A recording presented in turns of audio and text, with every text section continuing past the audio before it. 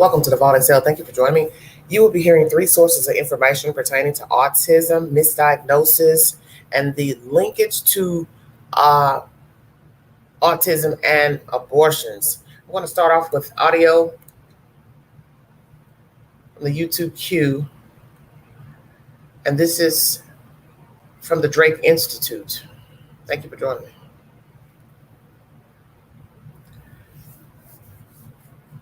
And feel free to sign up to the newsletter that's in this description of the video. Children can be misdiagnosed with autism spectrum disorder when they're not actually autistic. In fact, there are other disorders that are certain symptoms with ASD, but those symptoms are caused by different disorders, not ASD. In this video, David Velkoff, MD, co-founder and medical director of the Drake Institute of Neurophysical Medicine, explains the problem of autism misdiagnosis, including how to tell if your child may be exhibiting symptoms of ASD or symptoms from a different disorder like ADHD, anxiety disorder, selective mutism, reactive attachment disorder, or obsessive compulsive disorder. And if you are interested in any content, www.drakeinstitute.com or contact the foundation at 1-800-700-4238. Drake Institute. Thank you for joining me. I'm Dr. David Velkoff, the medical director of the Drake Institute of Neurophysical Medicine. Today, I'm going to talk about the problem of autism misdiagnosis, which is more common than you might think. Parents sometimes are shocked to learn that their child that they thought was autistic actually is not autistic, is not on the spectrum. A child can have symptoms of autism-like symptoms, but not be autistic. And they can be misdiagnosed. It causes unnecessary stress and anxiety and worry for the parents. One of the most common disorders that gets misdiagnosed as autism is ADHD. ADHD children can have very poor eye contact, but it's coming from their inattention, their distractibility, not autism. They can have very impaired social skills, but it's coming from their severe impulsivity that disrupts their social interactions. The key sign that the ADHD child is not autistic, does not have autism, is they can have normal, reciprocal, back and forth conversations. They can start and sustain a conversation, unlike autism spectrum disorder children. With autism, if it's a topic of specific interest to the child can sustain that conversation, but that's only in very limited situations. Normally, they're unable to start and sustain conversations and have reciprocal conversations. Another disorder that can be misdiagnosed as autism is anxiety. Anxiety-related disorders with social withdrawal and isolation. A child with extreme shyness and social withdrawal, it could be coming from they may be suffering with a social anxiety disorder. A social anxiety disorder will cause a child to be shut down with regards to normal social interactions. But the key point, the sign the child is not autistic, does not have autism, is the anxiety child can have normal reciprocal conversations with reciprocity. Autism children cannot. Selective mutism, another anxiety-related disorder, can also be misdiagnosed as autism. With selective mutism, the child is unable to speak in certain situations or settings, like in school, in the classroom. But the sign that they're not autistic, they don't have autism, is they can talk normally and freely at home, whereas children on the autism spectrum, they are impaired with social interactions across the board. Reactive attachment disorder, another disorder that can be misdiagnosed as being on the autism spectrum. Reactive attachment disorder is caused by early childhood trauma. The child can be withdrawn, detached, avoid eye contact and physical touch. But the sign that they're not autistic, they don't have autism, is they can have typical, age-appropriate, normal social conversations with reciprocity if they feel comfortable, like the child with social anxiety. Lastly, obsessive compulsive disorder, OCD, can be misdiagnosed as autism because the OCD child may be lining up toys, may be showing repetitive behavior. However, the sign that they're not autistic, they don't have autism, is they can have normal social interactions with reciprocity. Autism kids are unable to. With OCD, if you can redirect the child from obsessing on a topic to a different topic and they can sustain it successfully and they have normal social interactions, much less likely they're on the autism spectrum. Remember again that the child can have autism-like symptoms but not be autistic. Whether the child is truly on the autism spectrum or not, we can still help the child. We just need to know what the accurate diagnosis is because it will determine how many treatments a child will require and what type of neurofeedback protocols we're going to create based on their brain map findings. You must do a thorough clinical evaluation, and we then add careful clinical correlation with the quantitative EEG brain map findings. The quantitative EEG brain map is invaluable because it can show if any functional networks in the brain related to autism and social communication are dysregulated. If they are dysregulated, then it lends support that the child truly is on the autism spectrum. If the autism and social communication functional networks in the brain are normal on the QEEG brain mapping, then you really have to question the diagnosis of autism. If you found this video helpful, please like the video and you can subscribe to our YouTube channel. There are going to be more informational videos coming soon. If you have questions about autism, please feel free to leave them in the comment section below. Thank you.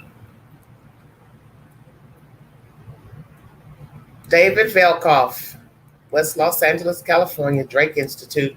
If you need verification for the information, just giving you a little bit of different information from various entities pertaining to autism. And also the conversation is now getting ready to veer into abortions. You've heard here on The Wire that Katie Proudfoot had abortions. You're entitled to believe that it's true or not true. But let's just say that the information is true. What possible link could it cause her to have a child with autism? I decided to bring you this content because it hit me earlier. What if there's a link? But naturally, there are many causes of autism. Let me make that clear during this live stream. Various things can cause autism. Genetics, people who are older who decide to bear children, produce children. There have been many people, autistic individuals born to older parents. I have seen that a lot. Hear this information that I'm about to bring you. Abortions, it has a linkage to autism. So I'm sure there are many factors, but I want to see or bring you information that could be a reason why the child was born autistic, Sebastian, because the mother had abortions, allegedly. Thank you for joining me. This is a 3-part conversation. 3 conversations are in this title of this live stream. Paying Seth, that is the latest information circulating that obviously he has told people that he will accept funds for being interviewed, and also what is not said. There's a typo in that title. I will correct it at the end of this live. We're going to take a deep dive into what is not said pertaining to Seth, what he has said and what he really means and maybe wants to say, but he cannot say. Know that this is just the Queen's opinion and observation. I could be wrong. It's no big deal. Thank you for joining. Source number 2.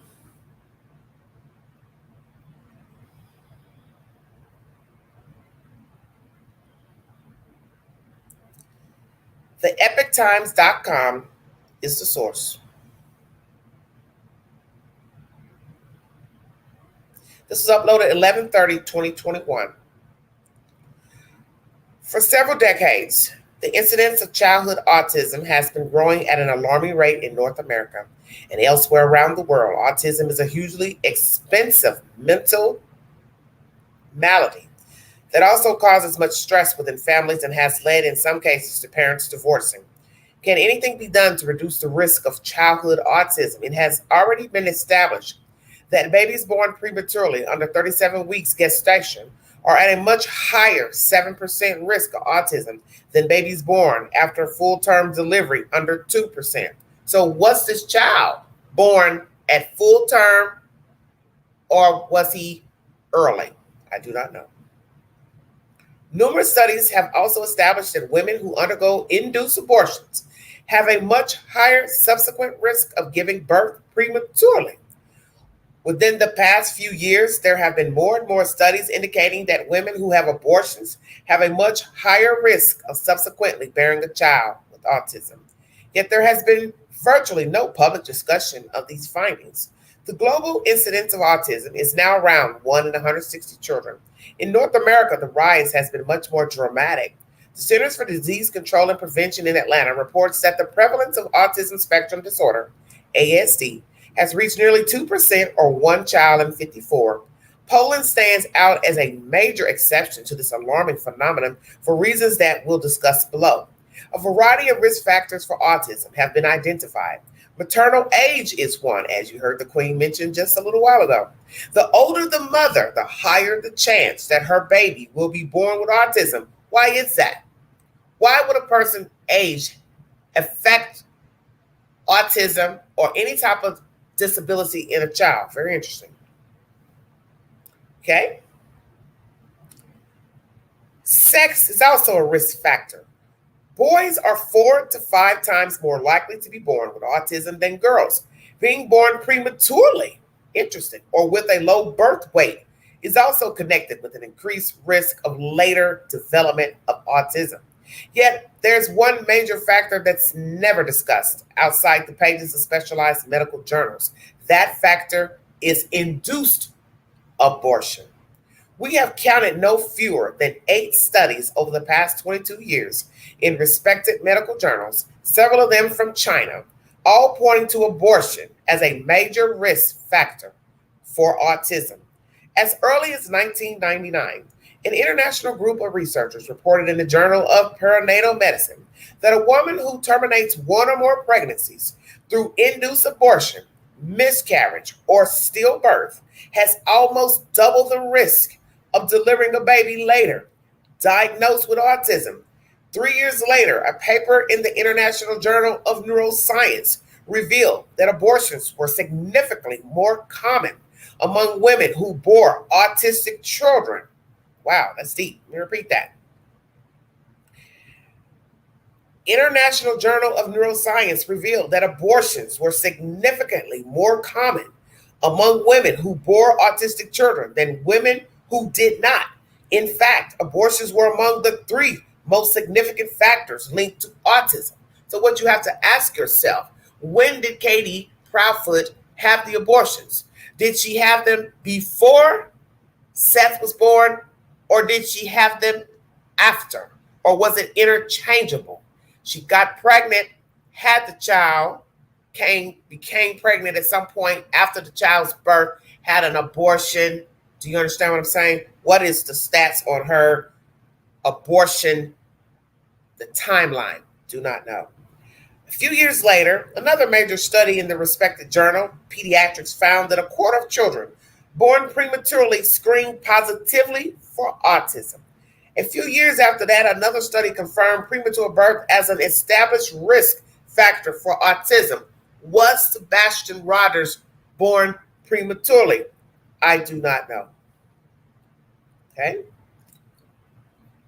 All right. Let's see. Now, it has been well known for some time, once again, that induced abortion results in a significantly higher rate of premature births in a woman's later pregnancy. Repeat.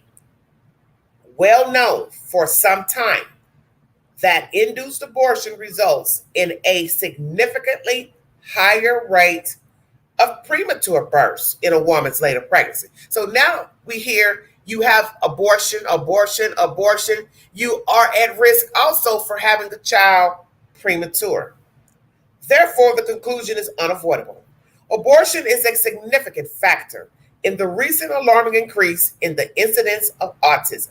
It's no surprise that almost all of this increased risk has taken place since the legalization of abortion in many countries from the 1960s onward. In the past few years, there have been a growing number of studies directly linking induced abortion with the rising global incidence of autism spectrum disorders, ASD. The evidence continues to pile up. For example, one large study found that a higher percentage of mothers of children with ASD reported previous abortions than mothers with no ASD. Now that's interesting. Higher percentage of mothers of children with ASD reported previous abortions than mothers with no ASD children. The study of American nurses reported, after adjusting for other factors, that those who had previous abortions experienced a 26% increased risk of bearing a child with ASD. This finding is all the more impressive because these women all boasted a high level of health education and good access to health care and a detailed and prospectively collected obstetric history. To all the studies directly linking abortion with autism may be added, those that make passing reference to prior abortions has been significantly more common among women who bore autistic children than women who did not. When we turn to China, the findings are similar but much more striking. For example, one Chinese study found that mothers with a history of abortion suffer 12 times the risk of bearing a child with autism. Another recent Chinese study, PDF, found that abortion was one of the 5 main factors associated with autism. To be more precise, a mother who had a previous abortion had more than twice the risk of bearing a child with ASD. The exact figure was 2.07 times the risk. The same study also put the finger on premature birth as a significant risk factor for autism. As we have seen, women who have abortions are more likely to give birth prematurely in a later pregnancy. Wow, interesting. Another recent study from China tells us that the mother's induced abortion history is one of the main influencing factors for ASD. Corroboration of these findings from China comes from a recent Vietnamese study revealing that Hoa Binh province women with previous abortions have a 274% greater risk of bearing a child with autism. This appeared in the prestigious Journal of Health Developmental Studies in 2019. Another interesting piece of corroborating evidence comes from Poland. In 1989, shortly after the fall of communism and the election of a democratic government, that country passed a law banning virtually all abortions. The law worked. Apart from a small percentage of women who go to Russia or Hungary to obtain abortions, the practice of an induced abortion has largely disappeared from Poland. Over 30 years later, Poland now boasts just about the lowest autism rate in the world, one child in every 2,900. Compare this to one child in 54 in the United States and one child in 66 in Canada. No one is claiming yet that Poland's low rate of abortion has directly contributed to the very low rate of autism, but the association between the two is remarkable. So, to sum up, all the studies that have examined induced abortion as a significant factor in a mother's subsequent delivery of a child with ASD have uncovered a positive link. We've not found a single study that denies the link. Wow, now that's interesting. In good scientific fashion, there will need to be quite a few more studies establishing such a link before anyone can talk about induced abortion being a cause of autism. But in the meantime, the evidence is growing. The purpose of this article is to raise the question, why is there no discussion in the mainstream media of all this evidence? It's certainly no service to women to hide these findings, and many more than it's a service to women to hide the clearly established findings. of a definite link between abortion and breast cancer. Wow, didn't know that. Or between abortion and premature births. I didn't know that either. Or between the contraceptive pill and breast cancer. Queen didn't know that either. Yet few doctors or midwives inform women hoping to become pregnant of these risks. Neither do abortion consent forms warn of the undeniable risk for premature delivery, and yet failure to warn patients about the credible adverse risk of a medical treatment violates both Canadian and U.S. law. So let's ask that question. In Canada and here in the United States, do doctors, physicians give women the stats about what can happen pertaining to having an abortion, or more, that eventually if you have a child, the child could be born prematurely and also have ASD? The first columnist in a major newspaper to link abortions with autism was Barbara Kay in Canada's National Post in January of 2012. Almost a decade later, isn't it high time that the rest of the mainstream media let people know what has since been established about this risk? Views expressed in this article are opinions of the author and do not necessarily reflect the views of the Epic Times. Wow. That's a lot of information. So in this information, you hear low birth rate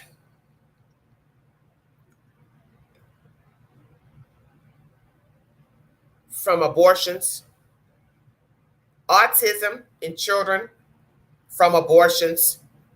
You also hear that Poland has one of the lowest rates in the country. Per this article in 2021, it is now 24. Very astounding information. We are 1 in 54 births of autism children. China, 1 in 66. What do those stats say now in 2024?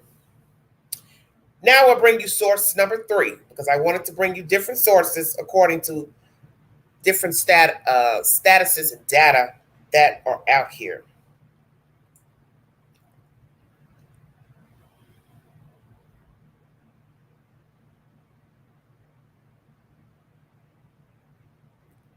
Previous studies have been shown, this is by PMC PubMed Central. Previous studies have been shown, sound bad English, association between previous abortion history and risk of autism spectrum disorders, ASD. However, there's still controversy about true effect estimate of the association. The purpose, this meta-analysis aimed to evaluate the association between previous abortion history and the risk of ASD. Methods. Systematic search was performed using PubMed, Scopus, and Web of Sciences databases to identify potential studies published until December of 2021. The presence of statistical heterogeneity was determined using the I2 value in the case of substantial. Random effects model meta-analysis was used to estimate the pool relative risk, big words. The publication bias was assessed using the Egger and Beck test. Now, here comes the statistical legal jargon. 13 studies with a total of 331,779 children remain in the present meta-analysis. The estimated odds ratio of the risk of ASD associated with previous abortion history was 1.64, which is 95% confidence interval. CI, 1.28 minus 2.0 colon I2 equal 61.7% in adjusted studies and 1.10 95% CI, 1.01 minus 1.220 colon I2 equal 0.0%. Queen don't know what the hell she's reading, but anyway, in crude studies based on the random effect model. There was moderate heterogeneity in adjusted studies. The p-values for Egger and Begg regression among children with ASD were 0.393 and 0.056 respectively. Woo! Conclusion. This meta-analysis suggests that children born from mothers with a history of previous abortion have an increased risk of development of ASD compared to children of mothers without a history of previous abortion. Wow, wow, wow. Statistics have shown that the prevalence of autism spectrum disorder, ASD, a neurological and developmental disorder among children, has increased in recent decades. It is estimated that 1 of every 160 children has ASD. ASD can manifest as social interaction disorders, communication disorders, and stereotype behavior patterns. A constellation of genetic and environmental factors plays a role in the etiology of ASD. However, the true causal pathways of ASD remain unclear and require further investigation. Regardless of genetic factors, the following risk factors have been introduced as determinants for the development of ASD: cesarean section, preterm labor, low birth weight, maternal infection, small for gestational age, mother's age, and psychological status, toxic exposure, parity, complications during infancy, smoking, obesity, and neonatal icterus. The effects of a previous abortion history on ASD are controversial. Some studies reported a significant positive association between previous abortion and ASD 10 through 12, although other studies did not, 13 through 15. To resolve such controversy, it is necessary that the observed results of the association between previous abortion history and ASD be systematically gathered, their findings summarized and combined, and the overall effect measure of this association be derived. Therefore, this study aimed to evaluate the association between abortion history and the risk of ASD through a systematic review and meta-analysis of results of previous observational studies. Okay. So basically, it's just going on telling you how they gathered all their information between PubMed, Scopus, and Web of Sciences, and the identification of these studies and where to search them. Let's see what else they have. Okay.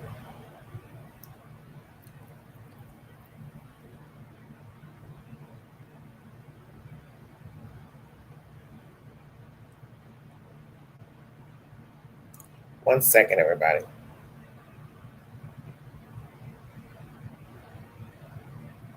So, the description of the studies. Review of the retrieved studies and their references resulted in the conclusion of 732 studies published through December 7, 2021. Of these, 166 were duplicates and deleted.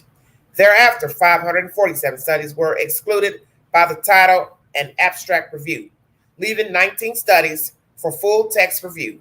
6 studies did not meet the eligibility criteria. Therefore, 13 studies were included in this meta-analysis. So we're talking about 13 on record out of 732. Wow, that's interesting. So we have 7 studies, and they give you the numbers and the reference. Had a case control design. 4 had a cohort design. 2 had a cross-sectional design. Among the included studies, 7 were performed in Europe, 4 in the Americas, 1 each in Africa and Europe. The total number of children studied, as I said before, 331,000 779. All studies were written in English. Wow, wow, wow.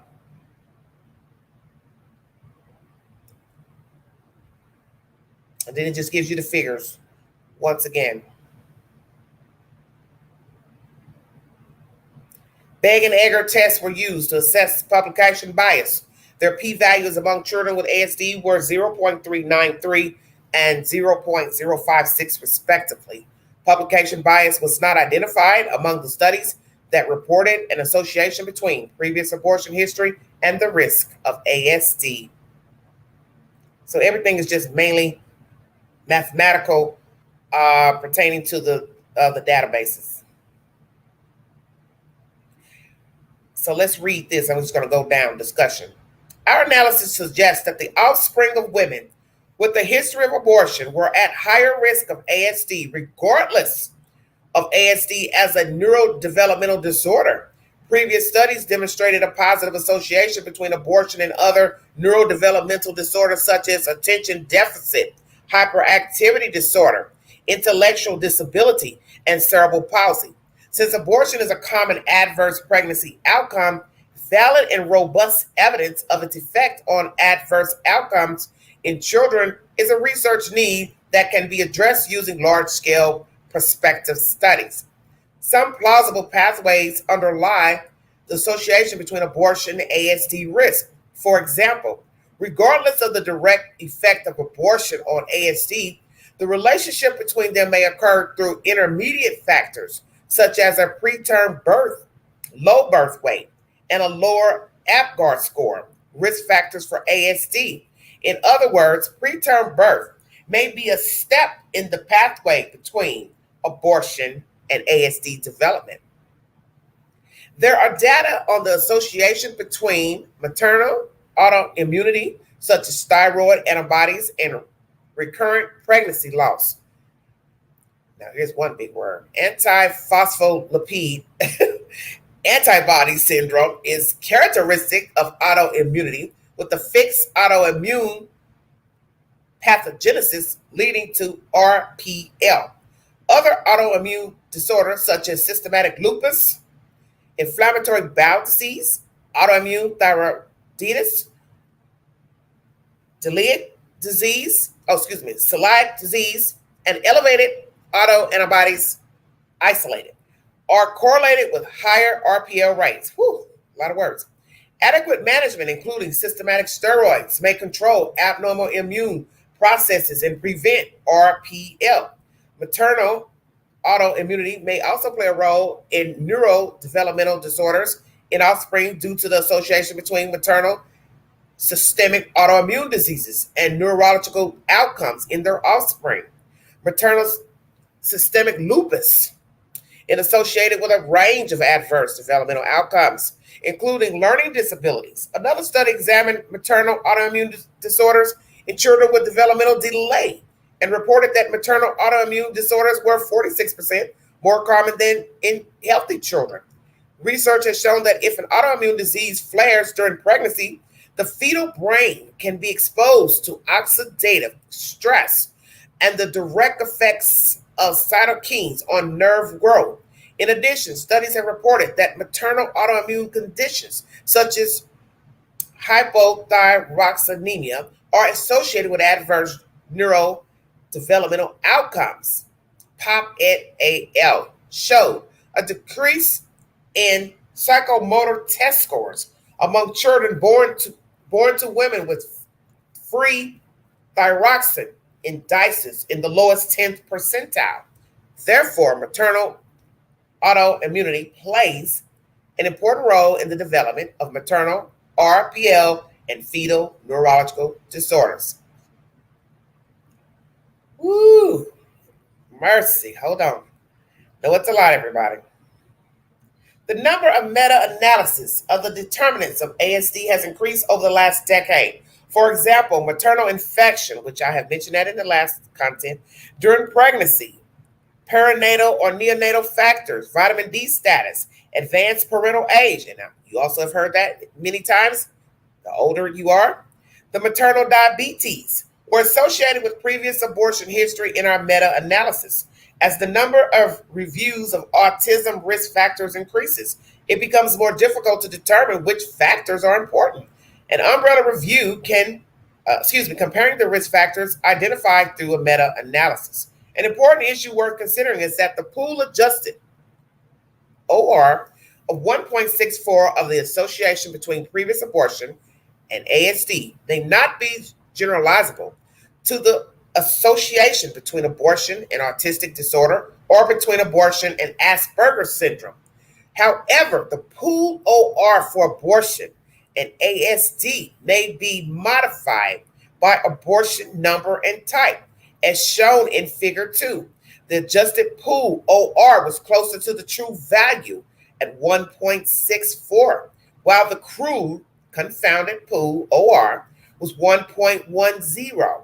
This indicates that the meta-analysis of the crude associations may be biased toward the null, and several negative confounders may exist, such as smoking, alcohol use, gestational diabetes, and toxemia that were not considered in the studies providing crude associations. So did this woman have any of these issues, diabetes, toxemia, alcoholism, before giving birth to Sebastian Rogers? The same.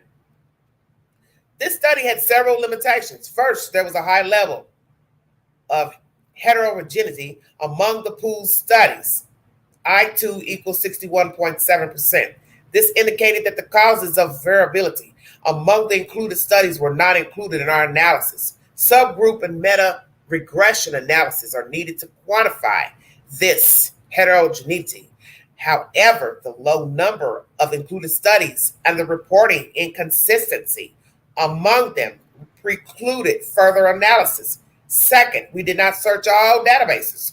Thus, the studies included here may not be representative of all potential studies. However, the results from statistical tests and funnel plots in Figure 3 indicated small bias resulting from ignoring the potential studies on pool estimates.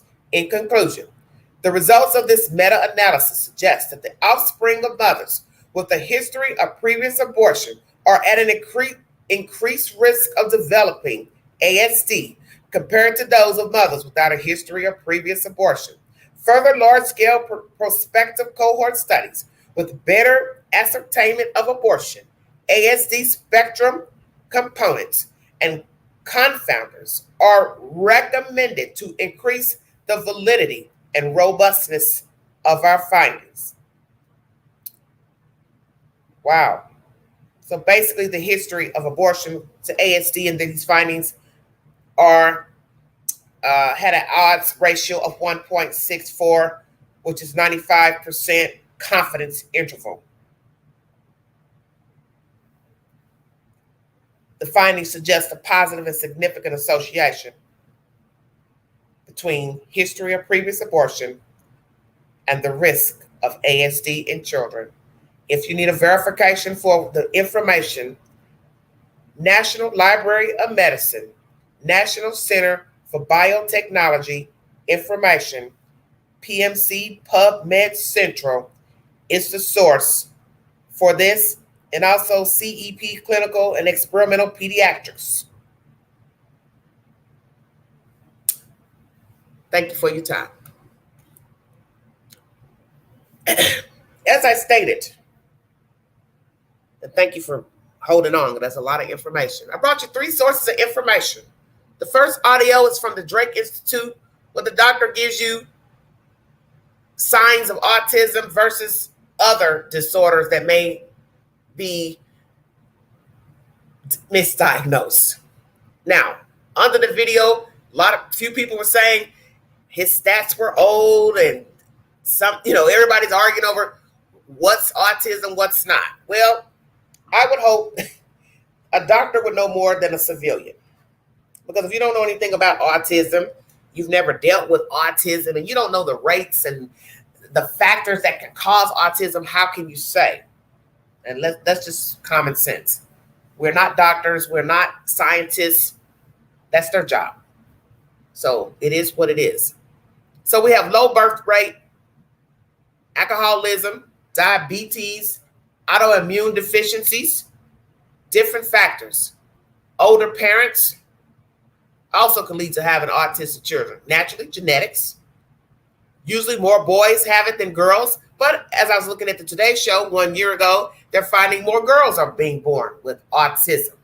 Interesting. So now we ask the question of Katie Proudfoot, if we are to believe the information that she had abortions. Number one, how many abortions did she have? What age was she when she had the abortions? Was the child born underway? Did she have the abortions before giving birth to Sebastian Rogers, or did she have the abortions afterwards? Because this study, and like the other study, is basically saying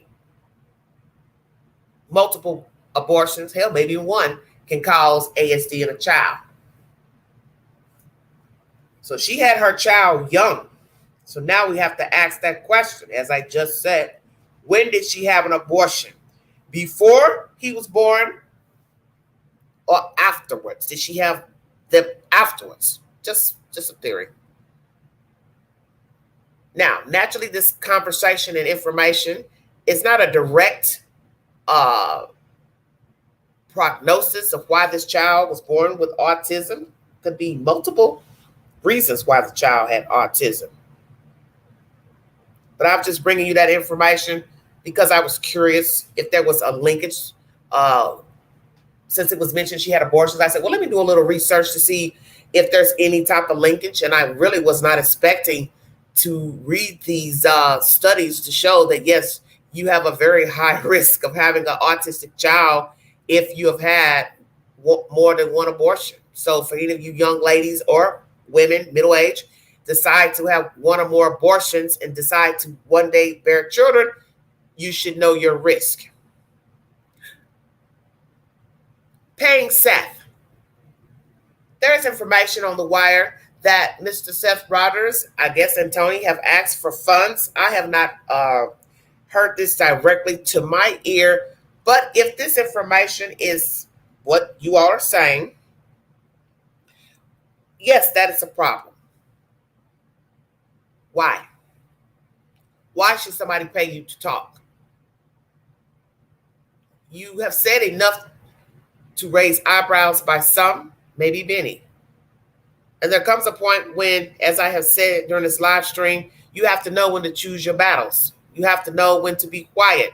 You have to know to lie in the cut. You have to know to just be still and leave well enough alone.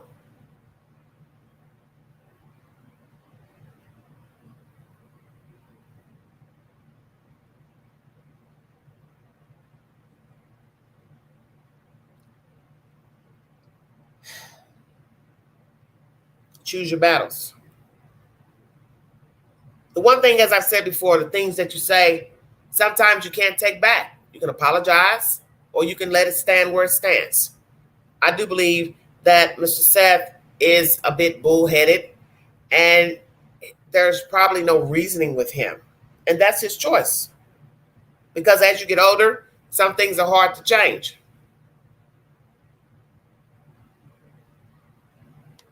Okay, well, if it is, fine.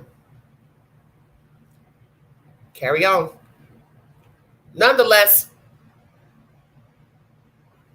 I would hope he would not ask anyone for money. Now, what his counterpart, Mr. Tony, does with his time, that is his business. And one can still say the same for Mr. Seth. If this is what he wants to do, then that is also his choice as well. But I don't think it is a good look if indeed it is true. Let me say allegedly, because I have not heard it, nor have I read it anywhere. I'm just going by the information coming through the chat. There's too much going on pertaining to Seth. As I brought you that information during the live stream last night, there's just too much rhetoric being repeated from things that he has said. We've got this issue now with the canine handler putting up posts and saying that she didn't ghost him, and he's saying she did. She's saying his behaviors were inappropriate. She didn't like his verbiage about her animals. It's out of control. It's just out of control.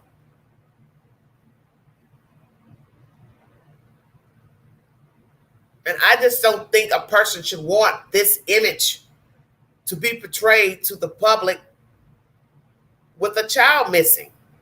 Frankly, it shouldn't be an image to portray, period. But that's the thing. You don't know him. You don't know the Proudfoot'S. It's all the same to me. You don't know them. And as I said in my live stream last night, all you have is what you see at the present moment. And all you're getting are versions from different people about who these people are. You have yet to hear an outsider come out and show his or her face to tell you this is who he or she is. And even then, that would be just a version. You would be entitled to believe it or not believe it or be on the fence. That's the thing about a version. It's just that if you don't have a receipt, and you can have a receipt, and there will still be somebody who will moan and say, no, that didn't happen. I don't care that they said that. Do you understand what I'm saying? Whether it's on an audio, video, they can hear a person call somebody a negative name, derogatory name. They can hear the person admit to a crime or a misdeed. They'll eventually just say, well, I don't care. And that's your opinion.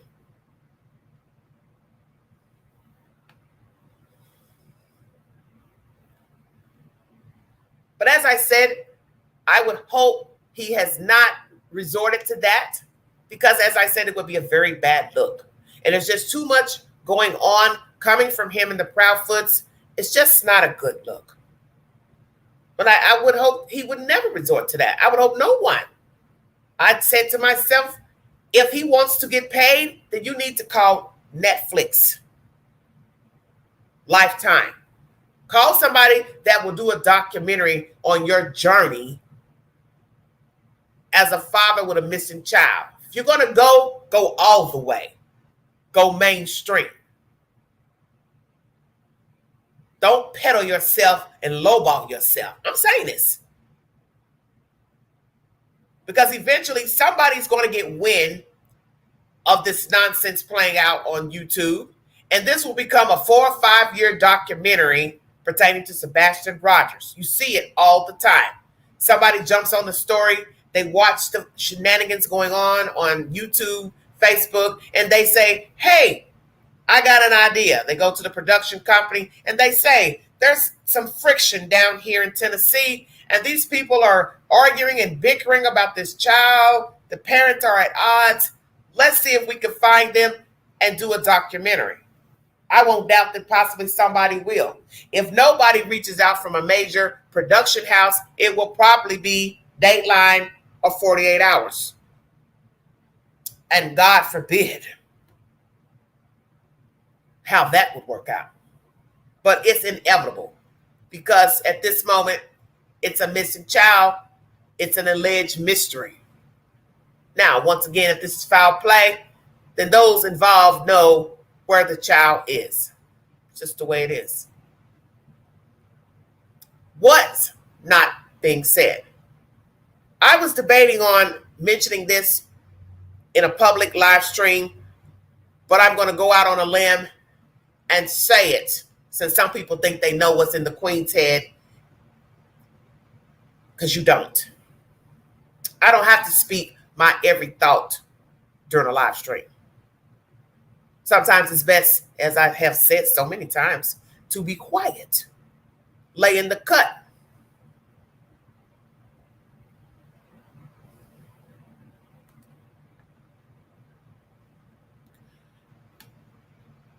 From the moment Seth Rogers came out to court TV, there has been so much talk and rhetoric and gossip and opinions pertaining to the allegations from California. Allegations of abuse by him towards Katie and the boy. Things he has said in live streams pertaining to his life in California. People try to tie in the missing date of the child versus the date that he divorced Katie Proudfoot.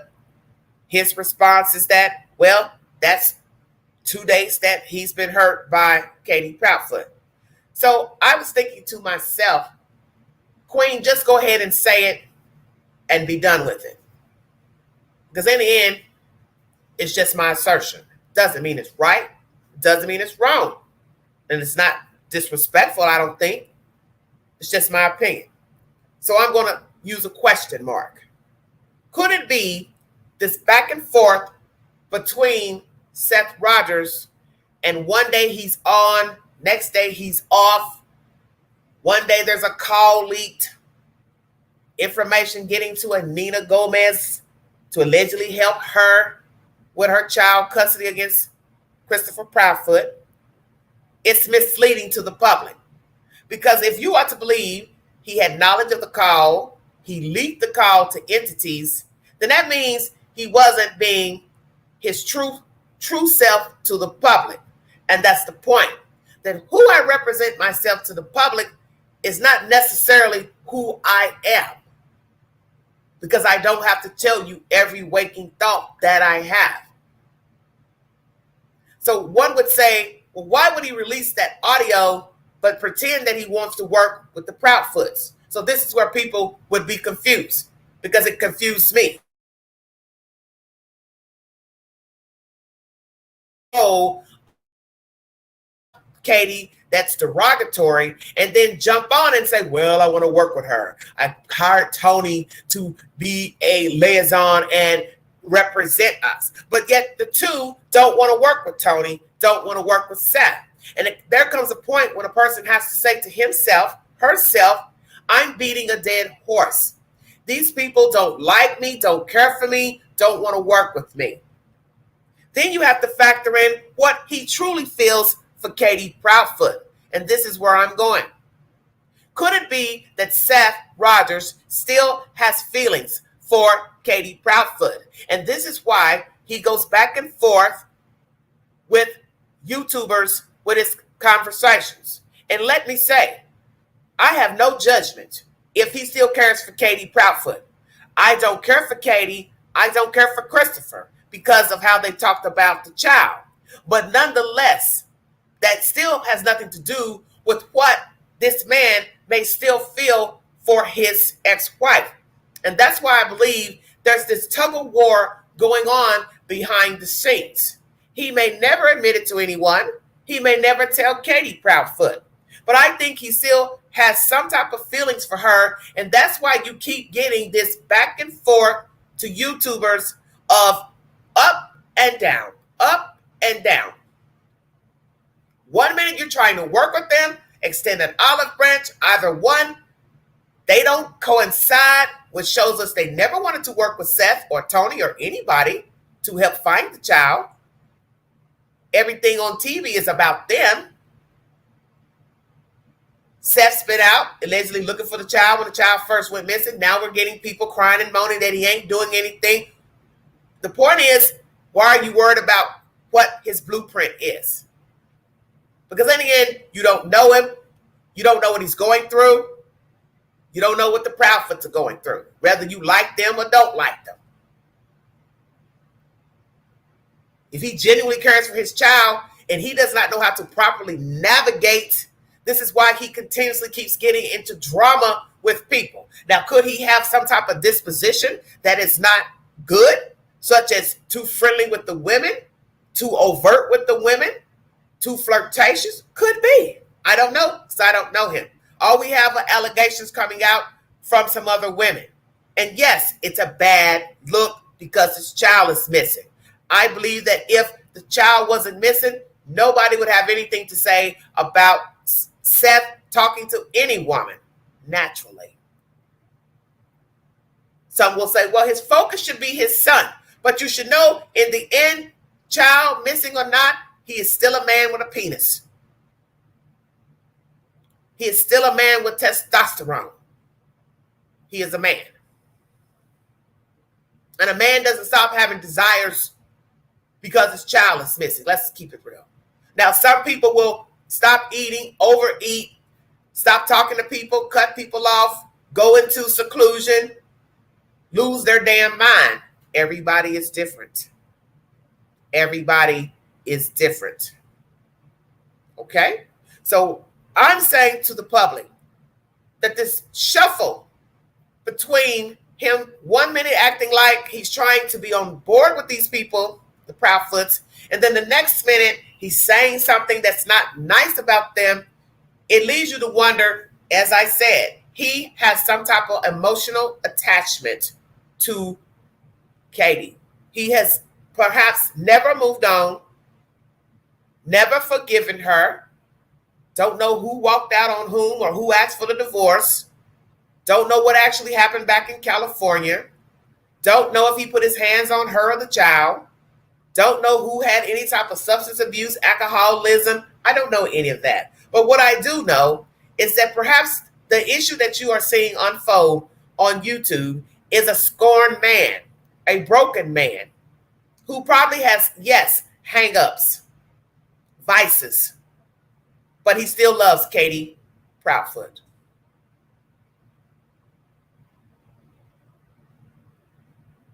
Have they all failed the child? Possibly so. If you look at what they have said, I would say so. Naturally, that wouldn't be their interpretation. But I go by what I see and what I hear, and that's all I can judge a story on. Does Seth have any guilt for his child being missing? Possibly so. Does he feel bad that he didn't do enough? Possibly so. His mother possibly feels bad. She didn't go hard for the boy. Perhaps Seth didn't go hard for the boy. Perhaps he never had a conversation with Katie and Chris about what the boy told him about not wanting to go back to their house. See, I don't know because he hasn't told us. He may never tell us, and he doesn't have to. That's what you want to hear. And that's the whole point of this fiasco playing out on YouTube. You're wanting these people to give you something that they possibly cannot give. Because in the end, they don't owe you an explanation. You're assuming they should explain themselves because they keep talking to YouTubers. But you don't know the true motivation for talking to the YouTubers. And you have seen this time and time again. There is always some type of shenanigans and fraud up here on YouTube. It goes from the chat all the way up to the YouTubers, all the way up to the people in the story. You don't know people. You don't know the intention of the chat and the people on Facebook worrying the hell out of these people and in their inbox, asking 1,000 damn questions, feeling like they are obligated to get a response, looking into databases and criminal records and calling the clerk, calling the district attorney, calling the sheriff, just beating a dead horse, not staying in your lane, feeling like somebody owes you something because you say, well, I care for the child. But do you? Because words are cheap. I've watched the behavior of people here on YouTube since I've been up here since July of 2019, before I actually just did what I would call the national broadcast.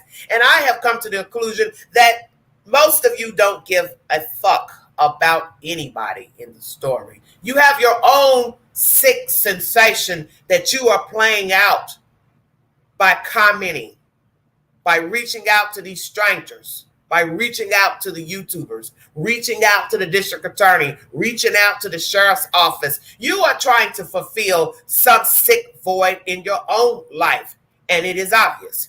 And my example would be watching a YouTuber this evening at this crime con, somebody harassing a Petito family member, which was so utterly disrespectful, to be badgering this woman who's the cousin of Gabby Petito, talking about this utter nonsense and putting these people on the spot. For what reason? You have no right. You have no right. But that's the point. You all don't know your fucking boundaries. You don't know when to leave well enough alone. Doesn't matter what you think of Seth, the Proudfoot'S. You don't have any boundaries. But yet you will sit up and cry and moan about how much you care for the child. But you don't. Because at some point, you have to have self-respect. And most of you don't have it. It's obvious. Just beating stuff down. Old saying, you can't get blood from a turnip, okay? It's just the way it is. It's just the way it is. These people don't ever have to tell you how they feel about anything. They don't have to admit to you what they did with Sebastian, how they treated him, what their lives were like with him, their downfalls with him, their downfalls as people. You're not going to get that. You're going to get just what you've been getting. Back and forth rhetoric. He said and she said. And it's pathetic. It's pathetic.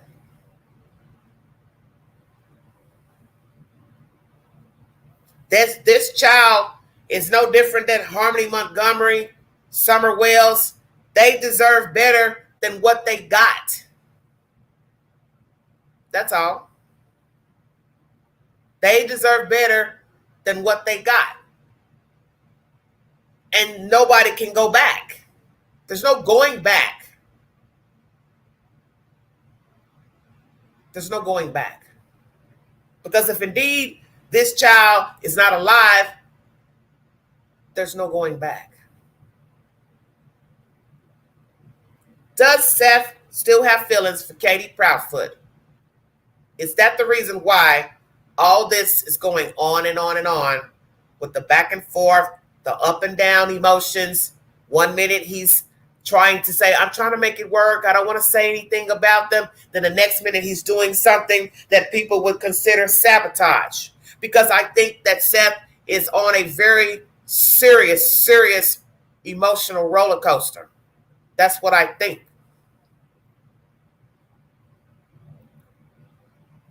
I think he's on an emotional roller coaster. And it doesn't matter if I like him, I don't like him.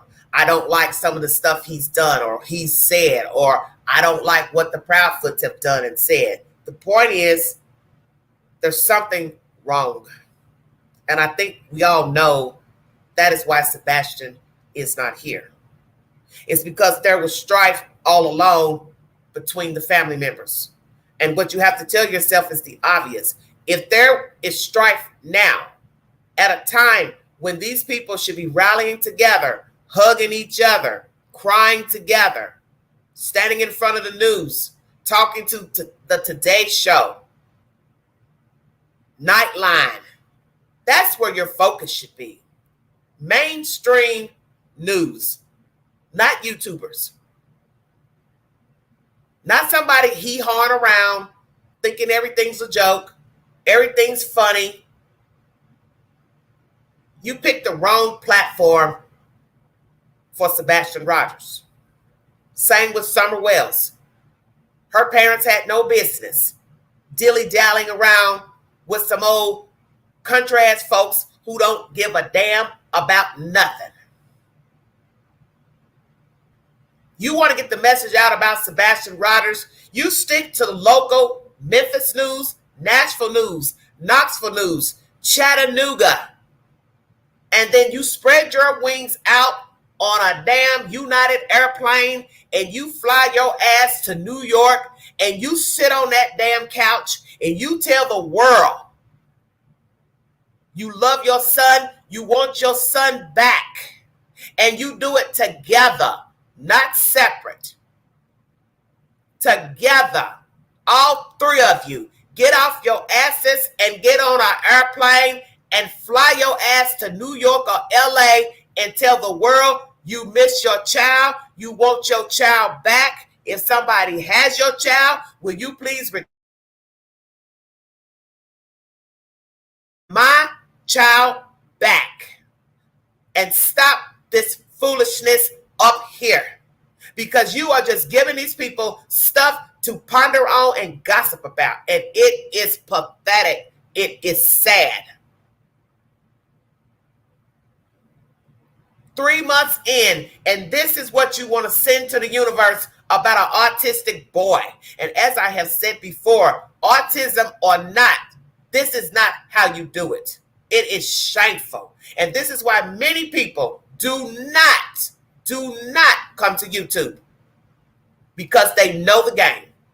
They know you all will shred them to pieces. You will be digging in everything but the fucking garbage can, trying to find out the last time they did this and what they ate and where they went and who's their mama, who's their daddy. You'll be talking about the brother that went to jail, the sister that went to jail, the sister that's in rehab.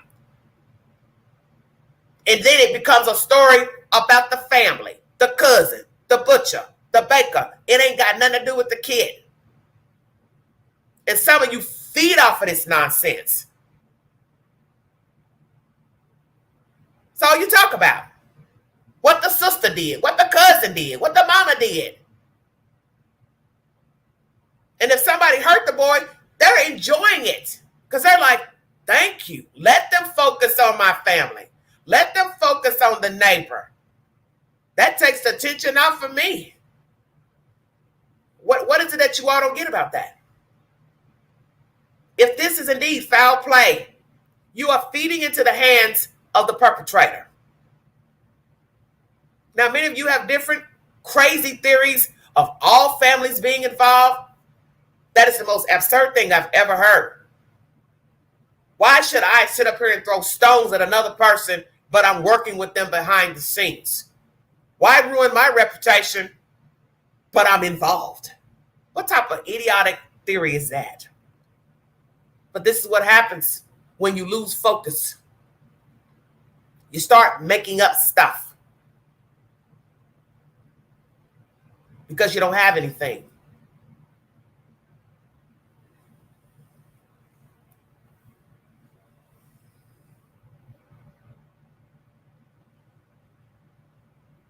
Exactly, be that.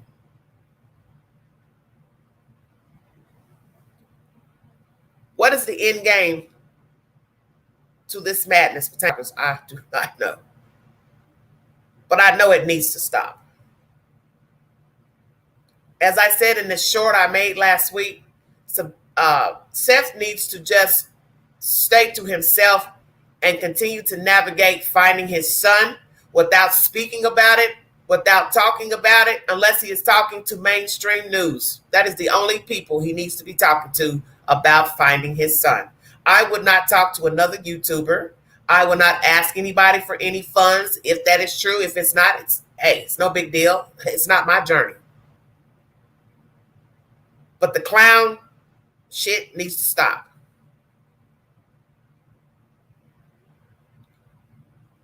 You know how you move in the world and you make people stop talking? You move in silence. You move in silence. Because when you move in silence, the people are sitting around trying to figure out what you're doing. And that eats up a person when they don't know. Well, I haven't heard anything. They haven't posted anything. They're not going live, blah, blah, blah. Exactly. Give them something else to talk about, which would be absolutely nothing. That's how you feed the demon. You don't give him what he wants. It's time for this to stop. The child's been missing 3 months. It's time to stop. He deserves way better than what he's getting, wherever he is. And what has played out on YouTube is despicable.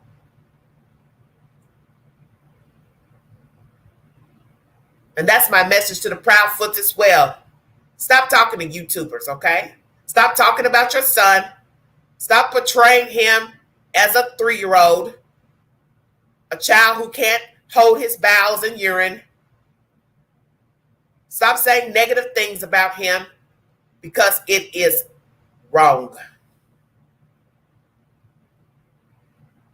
And somehow you just refuse to accept you're sending a horrible message to people that you never cared for him. Because what one has to deduct, if you will say this about a child out of sight, you were talking to him this way when he was visible. And that's a problem for me.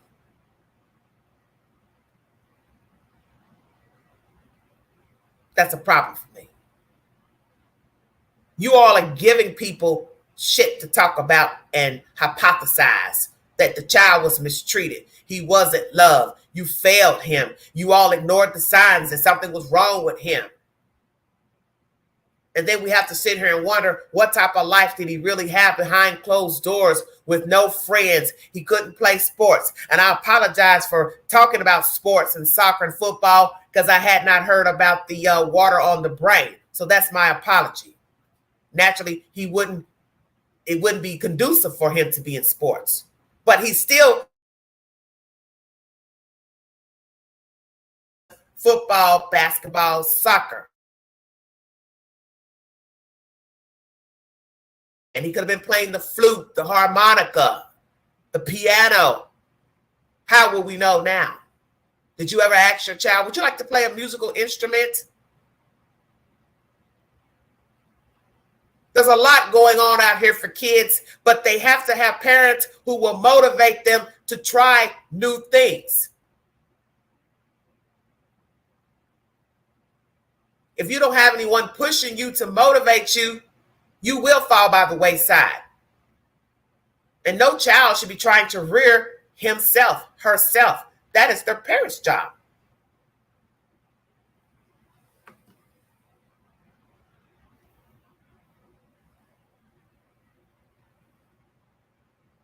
Thank you, Stephanie. We don't know what he could have amassed, what he could have been doing. Could have been playing the guitar, the flute, the cello. How will we know? Did anybody try to ask, hey, could he sing? We need not ask if he could dance because you've already let us know about that negatively. But it doesn't matter. He's a child. However, he wanted to bebop, so what?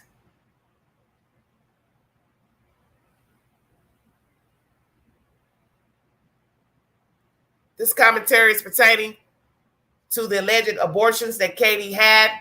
Is there a link to autism? If indeed she had abortions, how many?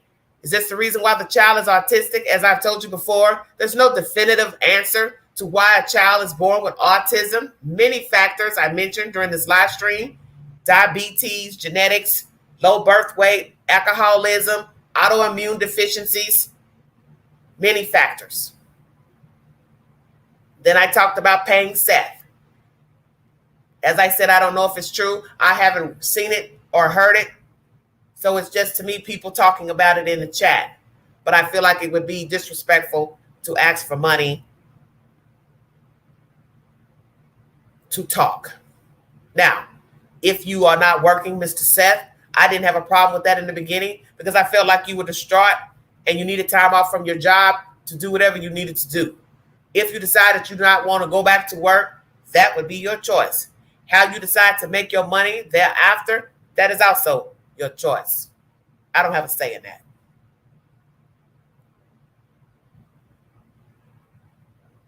I have been concerned about rewards, billboards.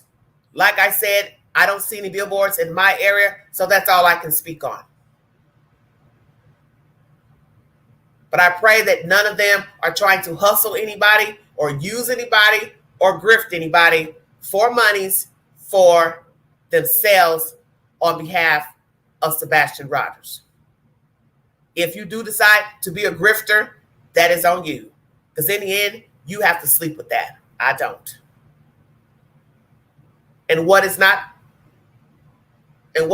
been said, this rift between the three. I don't believe these people got along. And it'll be interesting to know that they have had harsh words with each other behind the scenes before the child went missing. So as I said, what we see now is, to me, evident of what was going on before they reported him missing, that there was a rift, there was loathing, animosity. And you all are too old for that. Because in the end, if the child needed care after 18, how is it going to work between all three of you? It wasn't. It was not. You all need to be a united front for your son. He's owed that.